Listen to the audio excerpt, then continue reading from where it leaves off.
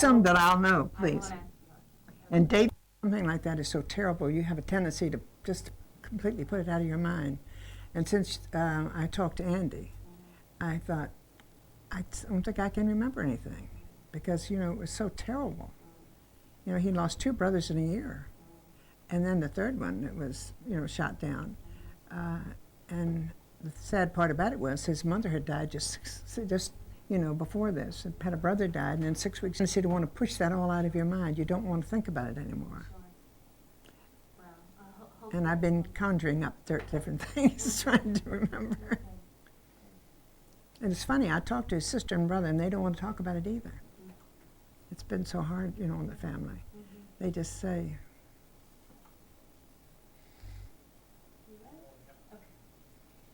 All right, I'd like to start with, if you could set the scene for me of when Paul was drafted. What was the family situation? How many brothers were there? What year was it? How many of them were going to training camp? Just try to set the initial stage for me of what it was like. where he's born, and Not necessarily where he was born, but what it was like when he was, what the year, was it 1942? 1943 he was drafted. Okay. He was Set killed. the stage for me in 1943. Well, let's see, on December the 7th, and a little bit after that, Germany, and we went to war with Germany and then with the Japanese. You want to talk about that period up to when he came in, or just when Paul came in? Sure, you can talk about, give me a general description Well, of the family. that's what I was going to say. starting with them. During that period, we knew that they were fighting in Germany. And I'm sorry, I'm going to just interrupt you for a second. Instead of during that period, can you go back and tell me when you're talking about? Okay. Now, let us start all over again. Do you want me to start with a time, say the year or two before and build up, or do you want me just to start when Paul went into service? You can start with what was happening with the family when we went to war in 1942. Well, let's see. Paul was in college in Tennessee, and then he was drafted, and that was in 1943.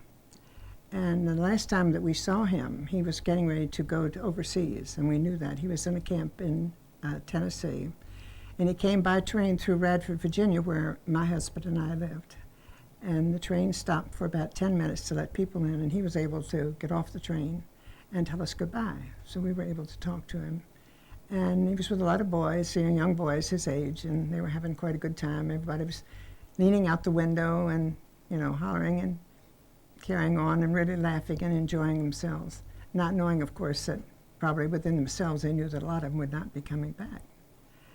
And then Paul went overseas in I'm just going to interrupt you for a second. Tell me, how old was Paul when he was drafted? And were there any other brothers that were drafted? Oh, yeah. Well, Paul was 21 when he was drafted. He was killed when he was 23. And John was also went in the service. He was 18 when he went in, and he was killed when he was 19. And Lee, I think, was probably 23 or 24 when he went in. Or he may have been in before then, I'm not sure about that time. And he was shot down in a plane and had a terrible accident and never did get well. He didn't die at the time. He lived several years after that, but he was never well again, never able to do anything. So did they all go into training at about No, the same no, time? and they had 2 more brothers. He had 2 more brothers. He had James that went into the Army Air Force, and he was in about, I guess he went after John was killed. He must have gone in about 44 sometime. And then they had Herbert also went into service, and he was in the Army. And he was at Fort Leavenworth, Kansas, I believe. He never did go overseas. So when Paul was drafted, was he the first of his family? Yes. to No, well, be- Lee must have been in already. Lee was in already, and then Paul, and then John. Then James went in, and then Herbert. How many brothers and sisters did he have? 12 together. There were 2 families. His father was married twice. And Lee was in this first family, and my husband was the eldest of the second family. And Paul and John and James and Herbert were all of one family. I wonder if you could tell me in such a way that Paul had so many brothers, and out of that, 5 were serving in the Army. Yeah. Let me think about how many brothers he had. 1, 2, see, Roy, Lee, Mitchell, Paul, James, John. When you have this many in the family, it's kind of hard, you know. Let's see, there were Roy and Lee didn't go in the service. They were too old. Lee went in. I mean, Roy and Glenn. See, Lee and Paul and John, James, and Herbert. There were 5 boys, and all of them were in the service. My husband could get in because he was colorblind and had very bad eyes. And so he did not go in the service. He worked in the war efforts, but he did not go in the service. But Paul was one of 5 boys that actually were in the service. James, John, Herbert, Paul. No, 4. And how many other children were there? So how many children were there total? 12 in the 2 families. So I wonder if you could tell me just one more time, out of 12 children total, 5 Were in the service. can you tell me that? Oh, yes. Out of the family, there were 5 boys. Of 12 children, there were 5 boys that went into the service. And this was not unusual in Tennessee. They're called a volunteer state, you know. So they, well, it was a very difficult time when you have that many sons and they go off to war. And Mitchell's father was older when he had the second family. So, but was always very, he was always very calm about it. He never argued about why should my boys go, or why did they go, or why they got hurt, or why did they get killed. None of them, the family, ever talked about that. And I always thought it was amazing that they could give up that much and not say something, you know, to designate that you really didn't feel good about it. And they never did. Do you remember getting news from Paul and the other brothers when they first went to training camp? Yes, I remember when we first heard about Paul, my husband said, gosh, I hate for him to go. He's such a nice person. He was just a delightful young boy to go with, to know. And my husband really suffered because he thought he should go and not Paul, but his eyes were so bad he couldn't go. And Paul was, never said a word about it. He was, you know, he was glad to be going, thought he should go, that it was the right thing to do. And then, of course, John went in next. And he was so young, we hated to see him go. He was such a nice young man. Both of them were. And we were afraid something would happen to him. And then the other boys went in. James went in, and then John, and then Herbert went in. And of course, Lee had already been in. He was the oldest of the family that went in first. And what do you think was the hardest thing before they went overseas, before Paul was sent overseas? What would have been the hardest thing about training camp, about being in the Army, about this new life that he had been dropped into? Well, you have to remember these boys came from Sequatchie Valley, Tennessee, where they had been farm kids, where they had been outdoor kids, been people that have cared about each other. They lived in a small community where everyone knew each other. And then all of a sudden to be torn out of this little nest and send him somewhere where he never heard of before, it's very hard. And I think they were homesick, I'm sure. They mentioned missing home. And it would be very tough to be taken away from a place that you've always been all your life, and everybody knows you and everybody cares about you, and all of a sudden you're thrust in with a lot of people you don't know.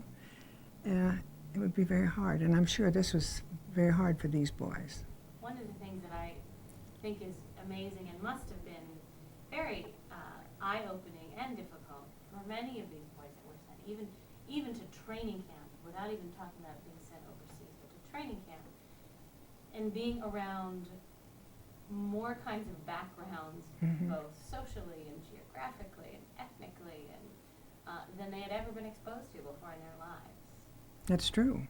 I think that was a problem for all the boys. You know, when you go and you have to be with people that, are you saying something wrong? Are you going to hurt someone's feelings? Or is this a wrong thing to say? And that time, then when the boys were drafted, people were more, I think, aggressive in their ways toward people because they hadn't been around people with all these different things.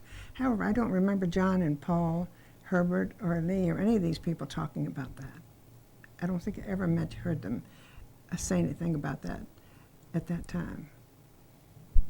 And so tell me, after he was at training camp in Tennessee, and then when did he receive his orders to go overseas? Well, let's see, I think he went in, I think 43, and he went overseas in 44 and was killed in May of 29th of 1944. So I think he was in about a year before he was killed. And I don't remember him talking very much about it. Do you remember, will you tell me the story again of, you said that he was, once he got his orders to go, he was coming through. Can you recall that day for me and what it was like to see him and what it was like to say goodbye to him? Mm-hmm. Well, we were in Radford, Virginia, and my husband was working for the Hercules Powder Company. I don't know what he was doing. It was a secret war job, and I was teaching at the college, and we got a call from Paul saying, I will be coming through on the train, and it'll be sometime in the evening, but we don't know exactly when, because I guess the troop trains came in at different times. But he said, if you'll look for me. And he said, I think it'll be somewhere between 7 and 10 o'clock. So we went downtown to the train station, and we waited until he came in. And the train stopped. It probably was there maybe 10 minutes at the most. And that was when I said the boys were hanging out the window, waving at us and laughing. And we're telling Paul goodbye, knowing that we hoped we'd come back. But in the back of your mind, you know that war is war, and you don't know when they're going to come back again. And my husband, when we were going back up to our apartment, we lived right close to the train station, he said, maybe I won't ever see Paul again. And I said, well, we can't think that way. We have to think positively. We have to think he's going to be all right. But you saw all these wonderful boys there, and it broke your heart to see them, knowing that they were telling people goodbye, that they were gone, that we would never see them again. It was a very, very tough way to be. Do you think did he ever express, did Paul ever express those kinds of doubts? Yes, he did. He would write to us and he'd say, I'm not sure I'll ever be here, ever see you again, but I want to write and tell you something. That was the reason this letter was written. My husband said to him, Paul, what is it like to be in combat? And that was the reason the letter that we received was so poignant, that he said, you could never explain to anybody. He said it was even worse than the movies make it. The noise was terrible. The cries of the people were so terrible on the battlefields that were hurt. And we have one letter from him here that he said he saw a German man screaming and crying out there, and he wanted to go out and get him. And his captain was there and said, don't go out there, they'll just shoot you. But he said it was so terrible to hear the cries of the wounded and not be able to help them. That was the one thing that in every letter that he wrote us, he would say something about how lonely it was and how you felt so inadequate not to be able to help people. And it was very hard. And I can imagine that it would be awful to be out there and not be able to help someone that really needed help. It was very, very sad. And all of his letters, he would say that to us. He would mention it to us, but then he'd always say, if something happens to me, I have had a nice life. He said, I don't want anybody to worry about that. So, kind of digs at your soul. And where was he stationed, and what was his... Well, he left, I think, from Fort Dix, New Jersey, I believe he left from there, and he went to Anzio beachhead, and that was where he was killed, right off of Anzio, just about 25 miles from the beachhead, on the 29th of May. He wrote us a letter on the 28th, and he got killed the 29th. And he wrote the letter saying that he had written to us before, but he wanted to write, said, it seems I have something else to tell you. And so he wrote that letter, and we got it 2 weeks after he died, after he was killed. So it was a sad time. And you don't want it to ever happen. You think it might happen, but you're never, ever prepared for it to happen. And you have terrible experiences when you're at home, because I also had a brother in the Marine Corps who was in the South Pacific. So and during that time, we had Paul, and we had Lee, and we had John, and we had my brother to worry about in the service. And it was like you were depressed all the time. You really couldn't get yourself up to be excited about anything, because this was a terrible time to live, and knowing how awful it was over there. And not only in Germany, but in Japan. And John was killed in the Philippines, and Paul was killed in Italy. Lee was shot down in the Pulaski oil fields. And so it was a pretty sad time. And what given that situation, given that you were always hoping and wanting word that your loved ones were still, what did receiving letters and writing letters mean to you? Well, it was the only communication you had because you couldn't call him on the phone. And so when you'd get a letter, you were so relieved. At least he was there that time when you got the letter. But I have to tell you that every time the phone rang, or you'd see somebody in uniform walking around your house, you immediately thought that you had a message, that something had happened. And I remember one time a friend of mine's husband was a naval officer, and I happened to be in the living room looking out the window, and I saw this official car come up in front of the house, and I saw this man get out of the car, and he had a package in his hand. And I had just read in the newspaper that the chaplain sometimes would come and tell you if someone had been killed to make it easier on the family. And I thought, when I saw this, I thought, well, I can't answer the door. I don't know what I'm going to do. And finally, I got up and answered the door, and turned out to be a friend of mine's husband. And he said, "Are you sick?" And I said, "No, I'm not sick, but I have to sit down." And I told him what happened. And he said, "I'm so sorry. I should have called you before I came." Because he said, "I realized this is a terrible thing to do to people." You were always, in the uppermost of your mind was, these boys are over there, or we're going to hear that something's happened to one of them. And that was all the time. And you mentioned to me on the phone that you were teaching at the time. Yes. Right? And you mentioned to me that you would always wonder, or that it happened with such frequency, that a child's mother would become Yeah. inside. Can you tell me that situation? Well, I was teaching the first grade. I had been teaching at Radford University, and my husband was transferred to the Navy Department. So we moved to Arlington, and they needed a teacher in the first grade. And I had never taught the first grade, but they were desperate. The woman was about to have a baby, and everybody was leaving the country. That was a time when you never knew from one day to the next where you were going to be. If you were married, your husband was transferred, you were transferred. So I got a call from this friend of mine who was a teacher, and she said, "Louise, we're desperate for a teacher. Can you help us in the first grade?" And I said, "Fine." And then I realized that the fathers and the children there, from the mothers that I would talk to would come in, their husbands were in that 101st Airborne Infantry. And that was made up of Virginia, Maryland, I think Maryland and Delaware men. And they would come in, and I would say, and they would say, "My husband's gone over there." And then when that D-Day came along, they were one of the first people I think went over there. And you'd see in the paper, but they had such terrible tragedies in that. And I would see a mother come down the walk, and I would think, "Please don't let it be one of my children." And it would be. They had lost their father. And the mother would be coming down to take the child home.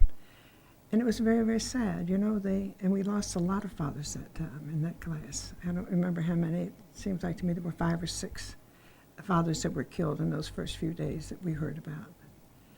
And it was hard for the children, too. I could tell from the little children in my class that if their fathers had been home that day, and they probably weren't going to come back again, and they would say, "My dad, he's gone. He's gone away." Not that he had been killed, but he was going overseas. And then when this happened, it was just incredible, because these little folks were so aware of it, so aware of things like this happening that little children shouldn't have to worry about, but they did. And it was heartbreaking. What are your other recollections of what it was like on the home front during the war, from rationing to other hardships? In short, obviously the biggest hardship was that you were petrified about your loved ones Yeah. moving away. What were other recollections? Well, living during that time, we did have rationing, as you know. We had rationed gas, we had rationed food. You could get so much meat a month, and so much butter, and so many eggs, and that sort of thing. And you didn't think so much about it. I mean, it wasn't so much of a worry, because you knew that you were doing the best that you could do. And if that little bit was helping the boys over there, that was what was important. It was very important to do, not to have too much of anything. In other words, you'd felt terrible if you'd had too much. At least that's the way I felt, and I think everybody else did too. There wasn't anything to be had that had to be shipped overseas. And I think a lot of people had their own gardens. We had a victory garden. We grew tomatoes and things like that. And we didn't have an automobile. We walked most of the places that we went. I taught, when I was teaching at the college, I had to walk to work 1.5 miles every morning, taught physical education all day, and then walked home 1.5 miles at night and didn't think anything about it. So you do what you have to do and what you really think is important to do. And all of us were doing it. That was the thing of it. It wasn't just one person or one group of people. All of us had to do this and did it. Did the letters, clearly this letter that Paul wrote is so poignant in his description of the horrible nature of being in battle. Do you think, or were the other brothers that were away writing, did they have any kind of different impressions, or was it similar? No. John may have. He wrote in the Philippines that he wrote and said that the battle over there was terrible, and that he wrote about the noise, and both of them talked about the noise of the battle being so strong. And John had said that in one of the last letters we got from him that he could not believe anything could be as horrible as war. Said nobody ever would ever get anybody involved in a war if they had any idea what it was about. And that he hoped when this one was over, we'd never, ever have to go through this again. And then he was killed not too long after that. But he only mentioned that one time. He did, and Herbert and James never did mention it. I don't think either one of those boys were in combat. Herbert didn't go in overseas. James did, but I don't think he ever was in a battle. I think he was probably far enough back that that wasn't a part of his writing home about. And you mentioned also on the phone when we talked what it was like for your husband being here during That World War time. II, and what Yeah. kind of reactions he received from being Well, first of all, he worked for Hercules Powder Company, and they were making Hercules, and they were making some kind of powder. I never didn't know. And he volunteered to be a guinea pig, so to speak, because they didn't know what to do about burns when the boys were hurt, and shot. So they would put patches on his body, and they would check it out to see what the nitroglycerin did to his body and how to treat it. And so he felt very bad because he was not in the war, because here this man is, 6 feet tall and strong and looks like he should be right on the front line, and wore glasses and was, colorblind. They wouldn't take him. And we'd be together, and somebody would holler and say, "Hey, buddy, what's your number?" Or, "How did you stay out of the war?" Or, "Why aren't you over there?" And he would hear that all the time. And having brothers over there and knowing that he couldn't go, it was very hard on him. And this was very hard on a lot of men that did work that they couldn't get in the service. It was a tough time to be around. I wonder if you could go back. It's a wonderful description. I wonder if you could go back and tell me that it was your husband, Paul's brother, so the one Yes. who you're talking about, Okay. who was here, and then it was Yeah. Well, my husband was Mitchell, and Paul, James, and John, and Herbert, and Lee were all his brothers. And he was not able to go to service because of his eyes. And he and Paul were only 16 months apart in age, and they looked almost exactly alike. One was blonde, one was a brunette. And they were friends, not only brothers, but they were friends and cared about each other. And it was very, very hard on him to have his brothers go to the service. And then to be out in the public and people say to you, "What is your number? Why aren't you on the service?" Or, "What are you doing here?" It was very, very difficult. Very difficult, because he would have given anything to be over there in place of any one of his brothers if they would have let him. In the letters that you received from Paul over the course of his service, over the course of the war, did you see a change in him? Do you think that the war changed him? Well, I think when he went over there, he was probably just a very young man and didn't know how terrible the war could be. And I think the shocking part of it was, as is in this letter he told you, that there was no way in the world you could ever tell anybody what war was about. I think that did change him. I think he was a young man from Squatchy Valley, Tennessee, who'd been in Tennessee all his life and never been out except probably to go to Virginia or Georgia, and all of a sudden finds himself in a strange country, a place he'd never heard of before, and see what terrible things that are happening. In one letter he said, "This is a beautiful country, but I don't want to be here because I don't like what's going on." I think he became more intolerant of war, more intolerant of anybody that could be a part of it, could bring it on, or not the boys that were fighting, but the politicians, or however it was started. He was very intolerant about that. But I think he realized, and as the war went on, as we got letters from him, he kept saying, "I know this has to be done, but I'm so sorry that we have to do it this way." Did he ever describe the living conditions at Anzio? Well, he said one time in his letter that that you never got hungry, but that you got thirsty. And he said sometime he was so thirsty, he said he thought he drank water with everything in the world and enjoyed it all the time. So I think that was the biggest problem for the boys. They probably didn't have his water like they would have liked to have had it, but the food, he said, was not a bother. I guess you wouldn't be hungry, but you would dehydrate and need some water. That was one of the biggest problems I think that he found about that. And did you have very much contact with his family, with his mother and father? Well, his mother was dead before I met Mitchell, but the father we did, yes. He was a wonderful man. He never ever said, why my sons? He knew that had to be done and that they had something to do. And he wanted them to be gentlemen. He wanted them to be capable of doing what they were expected of him as men. And they did. And his mother fortunately had already died, because I don't know how a mother could stand to lose all those boys. It would just be an awful thing to put up, to live through. So I think his father, did very well. I mean, it wasn't easy for him to lose these boys, but I think he never complained, never said, why me? Why not my sons? And even the letters he wrote us after the boys were killed, he just said how much he missed them and how hard it was to lose your boys on a foreign soil and not to know whether they suffered or how they suffered.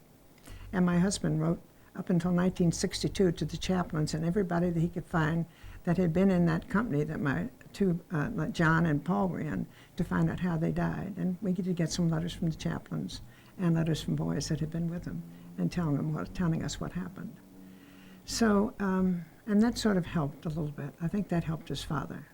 And they brought the boys' bodies back home, and they were buried in Tennessee in the National Cemetery there in Chattanooga.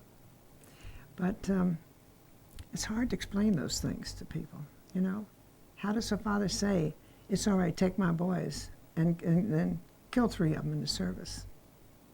It was very, very rough on him. Very rough on the whole family. And you were the one that was home that received the phone call. Mm-hmm. When they happened, the family called home and said they would like to speak to Mitchell or to me, and I answered the phone. And I said, what's wrong? And they said, it's not good news. And I said, who? Which one? And they said, well, it's Paul. He's been killed in Anzio on the 29th of May. And the same thing happened with John. They called about John. And I said, it can't be again. This can't be anybody again. What is it? And they said, it's John. He was killed in the Philippines in March. I think it was just less than a year from when Paul was killed. And then when Lee was shot down, and we found that out, but he wasn't killed, but he was injured for life. It was just, it just got to the point that I didn't even want to answer the phone. I didn't want to answer the door because I had to tell my husband to go to him at his office and to tell him. It just couldn't be. It could not be happening, but it was. Terrible. And then, what was it like 2 weeks later when you received a letter in the mail with his handwriting and this letter after you knew that he was killed? Well, the letter came, and Mitchell was at the office, and so I didn't give it to him until he got home, and I gave it to him when he got home. And he read it, and he said, well, this sounds like Paul. This is something Paul would say. This was his philosophy. They were a very religious family. I think that's one thing that held them together. I was very impressed when I went to tell Mitchell I went from our home down to his office the day that they called me that Paul had been killed. And I went to the office, and he saw me, and he said, is it Paul? And I said, yes. And he said, okay, let's go home. I'm going to go. And so we got home, and on my way he said, I'd like to go by and see Joe Johnson. He was our minister. And he said, why don't I go in and see him and spend some time with him, and you go on home? And I said, no, I'll wait for you. You go in and talk to him, and I'll wait for you. So he spent about an hour with the minister, and he came back out. And I said, did that help? And he said, yes, that helped a lot. He said, nothing is going to take away the grief, but said he helped me a great deal. So, and the same thing with John. When they were killed, he needed some guidance, and he needed someone to talk to, and he had it, and that was helpful. And Paul and John both said in their letters from time to time they didn't. If a person didn't believe in something, he didn't know how in the world they could ever get through that. You have to have something to hang on to.